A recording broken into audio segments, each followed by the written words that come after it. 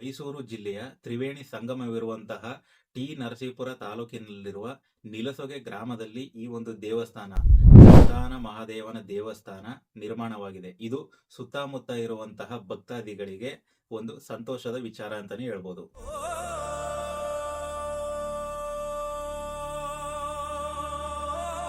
ನಮ್ಮ ಭಾರತ ದೇಶ ಮಠ ಮಂದಿರಗಳ ತವರೂರು ಅಂತಾನೆ ಹೇಳ್ಬೋದು.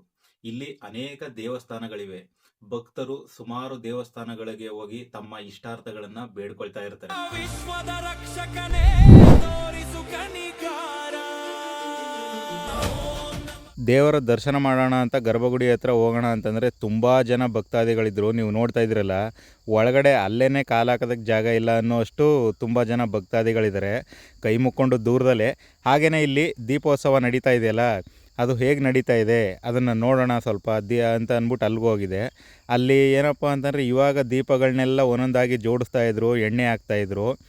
ಈ ಒಂದು ಇದು ಅಲ್ಲಿ ಒಂದು ಚೌಟ್ರಿ ಐತೆ, ಎಲ್ಲಿ ನಿಲಸೊಗೆ ಗ್ರಾಮದಲ್ಲಿ SVS ಸಭಾಭವನ ಐತೆ, ಅಲ್ಲೇ ನೀವು ನೋಡ್ತಾ ಇದ್ದೀರಲ್ಲ, ಅದರ ಮುಂದ್ಗಡೆ ವಿಶಾಲವಾದ ಆವರಣ ಇದೆ. ಈ ಒಂದು ಆವರಣದಲ್ಲಿ ದೀಪೋತ್ಸವ ನಡೀತಾ ಇದೆ.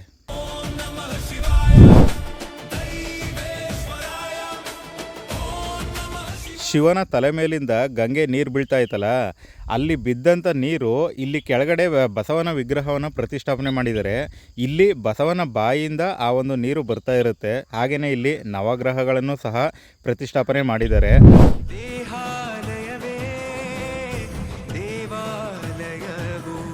ಭಕ್ತಾದಿಗಳೆಲ್ಲ ಸೇರಿ ಇಲ್ಲಿನ ದೀಪಗಳನ್ನೆಲ್ಲ ಒಂದೊಂದಾಗಿ ಹಚ್ತಾ ಇದ್ದಾರೆ. ನೀವು ನೋಡ್ಬೋದು ಇಲ್ಲಿ ಇವಾಗ ಪ್ರತಿಯೊಂದು ದೀಪಗಳು ಸಹ ಬೆಳಗ್ತಾ ಇದ್ದರೆ ನೋಡೋದಕ್ಕೆ ಎಷ್ಟೊಂದು ಚೆಂದ.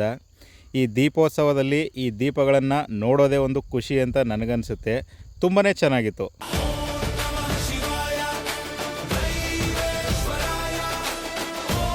ಪೂರ್ತಿಯಾಗಿ ಎಲ್ಲ ದೀಪಗಳನ್ನು ಸಹ ಈಗ ಹಚ್ಚಿದ್ದಾರೆ. ನೋಡ್ಬೋದು ಇವಾಗ ಪೂರ್ತಿ ಯಾವ ರೀತಿ ಕಾಣಿಸ್ತಾ ಇದೆ ಈ ದೀಪದ ಅಲಂಕಾರ ಅಂತ. ಕಾಶಿಯಲ್ಲಿರುವಂತಹ ಶ್ರೀ ಸಂತಾನೇಶ್ವರ ಮಹಾದೇವನ ದೇವಸ್ಥಾನ ಅಂದ್ರೆ ಇಲ್ಲಿ ಈ ಒಂದು ದೇವಸ್ಥಾನದಲ್ಲಿ ಸಂತಾನ ಪ್ರಾಪ್ತಿಯಾಗದಂತಹ ದಂಪತಿಗಳು ಹೋಗಿ ಆ ಒಂದು ಲಿಂಗಕ್ಕೆ ಜಲಾಭಿಷೇಕ ಮತ್ತೆ ಬಿಲ್ವಪತ್ರೆ ಸಮರ್ಪಿಸಿ ಆ ಒಂದು ಲಿಂಗಕ್ಕೆ ವಿಶೇಷವಾದ ಪೂಜೆಯನ್ನ ಮಾಡಿಸಿದ್ದೇ ಆದರೆ ಅವರಿಗೆ ಆ ದಂಪತಿಗಳಿಗೆ ಸಂತಾನ ಪ್ರಾಪ್ತಿಯಾಗುತ್ತೆ ಅನ್ನುವಂತಹ ಒಂದು ನಂಬಿಕೆ ಇದೆ.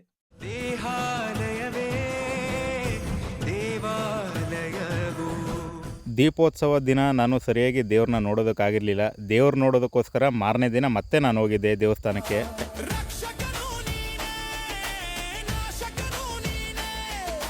ಬೇರೆ ದೇವಸ್ಥಾನಗಳಲ್ಲಿ ಅನ್ನ ಸಾಂಬಾರು, ಪುಳಿಯೋಗರೆ ಅಥವಾ ಬೆಲ್ಲದನ್ನ ಈ ಥರ ಕೊಡ್ತಾರೆ. ಆದರೆ ಇಲ್ಲಿ ಬೆಲ್ಲದನ್ನದ ಜೊತೆ ಇಲ್ಲಿ ರಾಗಿ ರೊಟ್ಟಿ ಮತ್ತು ಚಟ್ನಿಯನ್ನು ಸಹ ಕೊಟ್ಟಿದ್ದರು. ಇದು ವಿಶೇಷವಾಗಿತ್ತು.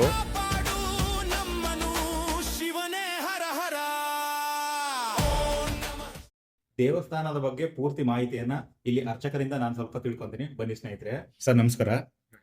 ಸರ್ ನಿಮ್ಮ ಹೆಸರು? ಮಲ್ಲಪ್ಪ ಸ್ವಾಮಿಗಳು. ಮಲ್ಲಪ್ಪ ಸ್ವಾಮಿಗಳು, ನಿಲಸೊಗೆ ದಾಸೋಹ ಮಠದ ಸ್ವಾಮೀಜಿಗಳು. ಸರ್ ಇಲ್ಲಿ ಎಷ್ಟೆಷ್ಟೋ ದೇವಸ್ಥಾನಗಳೈತೆ. ಟಿ ನರಸೀಪುರ ಸುತ್ತಮುತ್ತ ಹಲವಾರು ದೇವಸ್ಥಾನಗಳಿದಾವೆ. ಈ ಒಂದು ಜಾಗದಲ್ಲಿ ನೀವು ಸಂತಾನ ಮಹಾದೇವನ ದೇವಸ್ಥಾನವನ್ನ ನಿರ್ಮಾಣ ಮಾಡೋದಕ್ಕೆ ಏನ್ ಕಾರಣ ಸರ್? ಏನು ಕಾರಣ ಅಂತಂದ್ರ, ಈ ಕಾಶಿಗೆ ಹೋಗಿದ್ನು, ಅಲ್ಲಿ ಸಂತಾನ ಮಹಾದೇವ ಅಂತ ಒಂದು ದೇವಸ್ಥಾನ ಇದೆ. ಹಾಂ ಸರ್. ಸಂತಾನ ಮಹಾದೇವ ದೇವಸ್ಥಾನ ಅಂತರ ಸಂತಾನ ಇಲ್ಲೇ ದಂಪತಿಗಳು ಹೋಗಿ ಪೂಜೆ ಮಾಡಿ ಇಷ್ಟಾರ್ಥವನ್ನು ಮಾಡಿದ್ದಾಗ ಸಂತಾನ ಭಾಗ್ಯ ದೊರೆಯುತ್ತದೆ ಅಂತ ಒಂದು ಪುರಾಣದಲ್ಲಿ ಉಲ್ಲೇಖ ಇದೆ. ಹಾಂ ಸರ್. ಆದ್ದರಿಂದ ನಮ್ಮ ನರಸೀಪುರದಲ್ಲಿ ತ್ರಿವೇಣಿ ಸಂಗಮ ಇದೆ, ಗುಂಜಿನ ನರಸಿಂಹಸ್ವಾಮಿ ಇದೆ, ಸುತ್ತಮುತ್ತ ಅನೇಕ ದೇವಸ್ಥಾನಗಳಿವೆ, ಮಠ ಮಂದಿರಗಳಿವೆ. ಹೌದು ಸರ್. ಅವೆಲ್ಲರಲ್ಲಿ ನಾವು ಯಾಕೆ ಎಲ್ಲ ಹೋಗಿ ಉತ್ತರ ಪ್ರದೇಶಕ್ಕೆ ಹೋಗಿ ಕಾಶಿಗೆ ಹೋಗಿ ದರ್ಶನ ಮಾಡೋದು ಭಾಳ ಕಷ್ಟ ಇದೆ. ಈ ಭಾಗಕ್ಕೆ ಇಲ್ಲೇ ಯಾಕೆ ಸಂತಾನ ಮಹಾದೇವನ ಒಂದು ದೇವಸ್ಥಾನ ಪ್ರತಿಷ್ಠಾಪನೆ ಮಾಡಬಾರ್ದು? ಒಂದು ಲಿಂಗ ಪ್ರತಿಷ್ಠಾಪನೆ ಮಾಡಿ, ಆ ಲಿಂಗ ಪ್ರತಿಷ್ಠಾಪನೆ ಮಾಡ್ಬೇಕಾದ್ರೆ ಒಂದು 11 ಲಕ್ಷ ಪಂಚಾಕ್ಷರಿ ಮಂತ್ರನ ವರಿಸಿ ಕೆಳಗಡೆ ಹಾಕಿದ್ದೀನಿ. ಏಕೆಂದ್ರೆ ಪಂಚಾಕ್ಷರಿ ಮಂತ್ರ ಅಂತಂದ್ರೆ ಅದಕ್ಕೊಂದು ಶಕ್ತಿ ಇರಬೇಕು. ಆ ಶಕ್ತಿ ಇರುತ್ತೆ ಅಂದ್ಬಿಟ್ಟು ಕೆಳಗಡೆ ಪ್ರತಿಷ್ಠಾಪನೆ ಮಾಡ್ಬೇಕಾದ್ರೆ ಶಿವ ಪಂಚಾಕ್ಷರಿ ಮಂತ್ರ ಹಾಕಿದ್ದೀವಿ. ಅದಕ್ಕೆ ಏನೇನು ಪೂಜಾ ಪುನಸ್ಕಾರ ಏನು ಮಾಡಬೇಕು ಅದೆಲ್ಲ ಮಾಡಿ ಲಿಂಗ ಪ್ರತಿಷ್ಠಾಪನೆ ಮಾಡಿದ್ದೀನಿ ಸರ್. ಮತ್ತೆ ಇಲ್ಲಿ ಈ ದೇವಸ್ಥಾನ ಯಾವ್ಯಾವ ವಾರ ಓಪನ್ ಇರುತ್ತೆ ಸರ್? ಪ್ರತಿ ವಾರ ಓಪನ್ ಇರ್ತದೆ. ಪ್ರತಿ ವಾರ ಅಂದ್ರೆ ಪ್ರತಿದಿನ ಪ್ರತಿದಿನ ಬೆಳಗ್ಗೆ 6ರಿಂದ 9 ಗಂಟೆ ಇರ್ತದೆ, ಸಂಜೆ ಇರ್ತದೆ 6 ಗಂಟೆ ನಂತರ.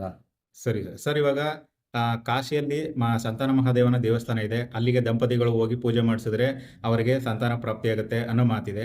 ಇಲ್ಲಿನೂ ಅದೇ ಥರ ಪೂಜೆ ಪುನಸ್ಕಾರಗಳು ನಡೆಯುತ್ತೆ ಸರ್. ಖಂಡಿತ ಅದು ಈ ಭಾಗದಲ್ಲಿ ಅನುಕೂಲ ಆಗಲಿ ಅಂತೆ ಅಲ್ಲಿಂದ ಸಂತಾನ ಮಾದೇವನಿಂದ ತೀರ್ಥ ಪ್ರಸಾದ ಪುಷ್ಪ ಎಲ್ಲ ತಂದು ಇಲ್ಲಿ ಪ್ರತಿಷ್ಠಾಪನೆ ಮಾಡಿರೋದು. ಹಾಂ ಸರ್. ಯಾಕಂದ್ರೆ ಪ್ರತಿಯೊಬ್ಬರು ಕಾಶಿಗೆ ಹೋಗೋಕ್ಕಾಗಲ್ಲ. ಹೌದು. ಕಾಶಿಗೆ ಹೋಗೋಕ್ಕಾಗದೇದಂಥ ದಂಪತಿಗಳು ಹಾಗೂ ಅನುಕೂಲ ಆಗದೇದಂಥವರು ಭಕ್ತಾದಿಗಳು ಇಲ್ಲಿ ಬಂದು ಪ್ರತಿಷ್ಠಾಪನೆ ಮಾಡಿ ಸಂತಾನ ಮಾದೇವನ ಆಶೀರ್ವಾದ ಎಲ್ರಿಗೂ ಬರೀಲಿ ಅನ್ನೋ ಉದ್ದೇಶಕ್ಕೆ ಇಲ್ಲಿ ಸಂತಾನ ಮಾದೇವ ದೇವಸ್ಥಾನ ಇಲ್ಲಿ ಪ್ರತಿಷ್ಠಾಪನೆ ಮಾಡಿ. ಸರಿ ಸರ್. ಇವಾಗ ದಂಪತಿಗಳು ಬಂದು ಇಲ್ಲಿ ಪೂಜೆ ಮಾಡಿಸ್ಬೇಕು ಅಂತಂದ್ರೆ ಜಲಾಭಿಷೇಕ, ರುದ್ರಾಭಿಷೇಕ ಅಂತ ಆ ಥರದಲ್ಲಿ ಅವರು ಇಲ್ಲಿ ಬಂದಾಗ ಏನ್ ಕೇಳಬೇಕು ಸರ್? ಅವರು ದಂಪತಿಗಳು ಏನ್ ಕೇಳಬೇಕು ನಿಮ್ಮ ಹತ್ರ? ದಂಪತಿಗಳು ಜಲಾಭಿಷೇಕ, ಪಂಚಾಮೃತ ಅಭಿಷೇಕ, ರುದ್ರಾಭಿಷೇಕ ಮಾಡ್ಬೇಕಾದ್ರೆ ಒಂದು ದಿವಸ ಮುಂಚಿತವಾಗಿ ನಮಗೆ ಫೋನ್ ಮುಖಾಂತರನೇ ತಿಳಿಸ್ಕೊಡ್ಬೇಕು. ಯಾಕೆಂದ್ರೆ ಅದೆಲ್ಲ ಸರಂಜಿ ಮಾಡ್ಕೋಬೇಕಲ್ಲ, ಎಲ್ಲ ಪೂಜಾ ಸಾಮಗ್ರಿಗಳನ್ನೆಲ್ಲ ರೆಡಿ ಮಾಡ್ಕೋಬೇಕು. ಅಂದ್ರೆ ಸರ್, ಇವಾಗ ದಂಪತಿಗಳು ಪೂಜೆ ಮಾಡಿಸ್ಬೇಕು ಅಂತಂದ್ರೆ ಅಲ್ಲಿ ಅವರು ಪೂಜೆ ಮಾಡಿಸ್ಬೇಕು ಅಂತ ನಿಮಗೆ ಒಂದು ದಿನ ಮುಂಚೆನೆ ಹೌದು. ಮಾಹಿತಿ ಕೊಟ್ರೆ ಹ್ಮ್. ನೀವು ಎಲ್ಲಾ ಪೂಜೆ ಸಾಮಗ್ರಿಗಳನ್ನು ನೀವೇ ಸರನ್ ಮಾಡ್ಕೋತೀರಾ, ಹೌದು. ನೀವೇ ಎಲ್ಲವನ್ನು ತರ್ತೀರಾ. ಹೌದು.